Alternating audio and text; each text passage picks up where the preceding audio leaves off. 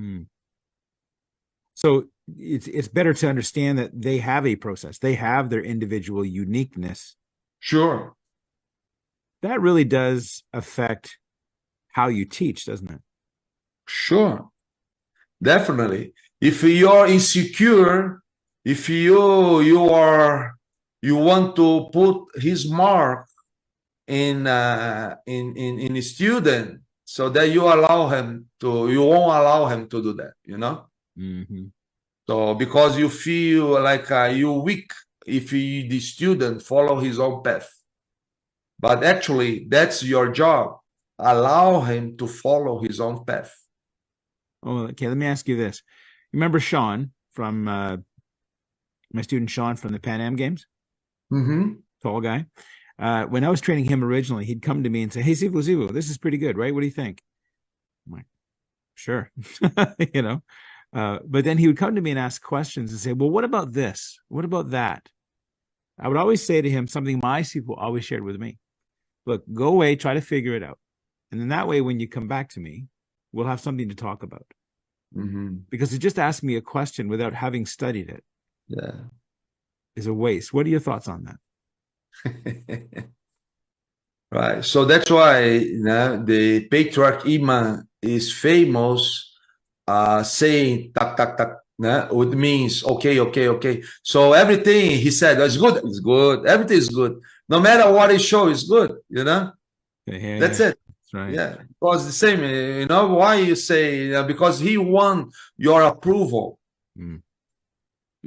To reinforce his own idea. So we must avoid this trap as a teacher, because that's his job to test, like your Sifu said, test himself and check by himself.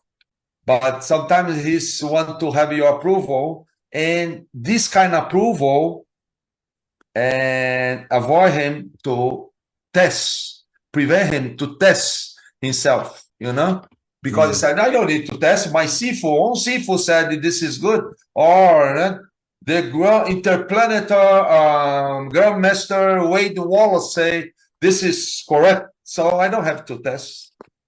It's the complete opposite of Sao Paulo. Exactly.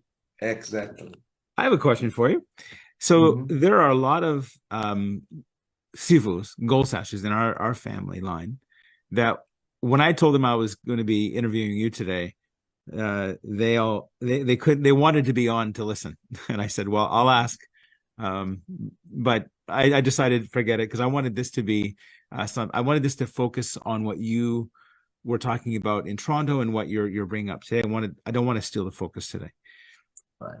Would you be interested in having a Zoom meeting or a webinar where the gold sashes who are becoming Sifus could have a roundtable discussion with you, talk with you, to ask you questions, to get your opinion? Sure, no problem. Whatever I can help you guys or offer, I don't know, if I have much to offer, but whatever I have is here to share, okay?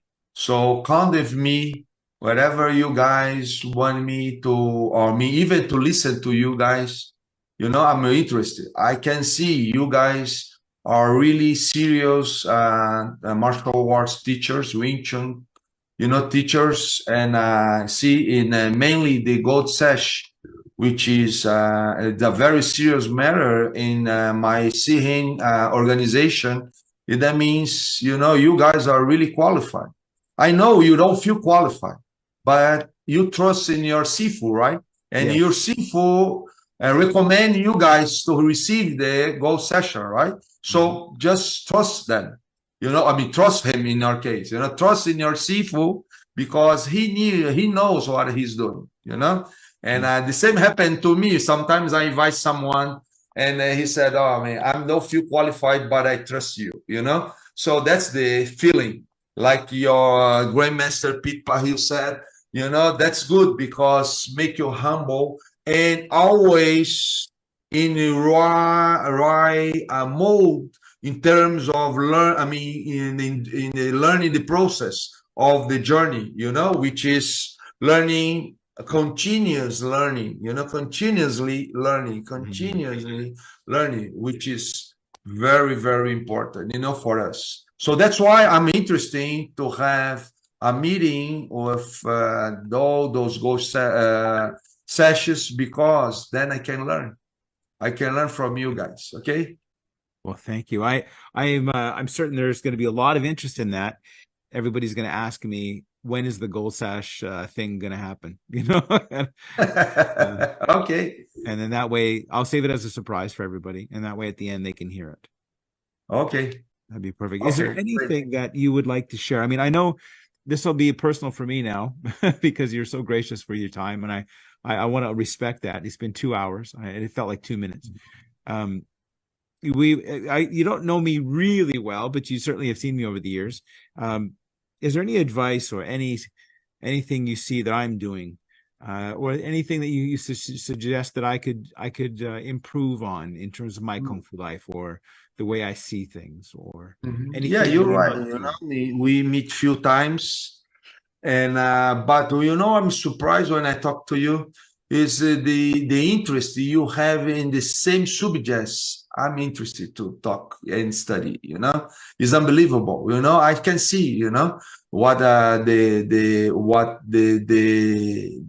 subject you are interested are the one I'm used to be interested and still learning and studying. So it's a great pleasure. I always talk to you, because I say I cannot see you have a common interests, and in terms of Kung Fu, at least, maybe in life too, because I expect to have more opportunity to spend time with you, and then we can know better each other, So the only advice, I can give you, is keep on doing, what you're doing, and just going now deeper and deeper, because we have a common interest.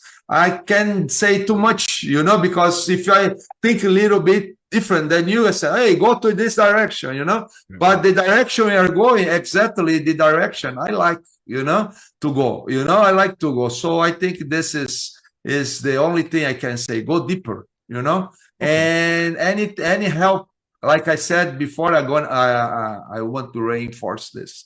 Any help you need, because I've been researched this for a couple decades, and about not just my opinion, some other author's opinion or point of view, let me know, because then I can share with you some references, and some books, some any material you need besides my own opinion, because my opinion is just my opinion, but maybe some other opinions can reinforce your own way of thinking and improve your own Kung Fu. Okay, we talked about that. I can put myself available to help you in this particular aspect.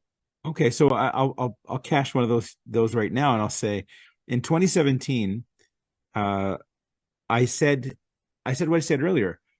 I wondered why everybody learning the same system, there was less than 1% of the people who actually became very good. And I said, of all those people who were really good, there was a quality that they had that other people just didn't get, or didn't see, or didn't have the opportunity through Kung Fu life to develop. And I said, what is that? And so since 2017, I said, I'm going to figure that out.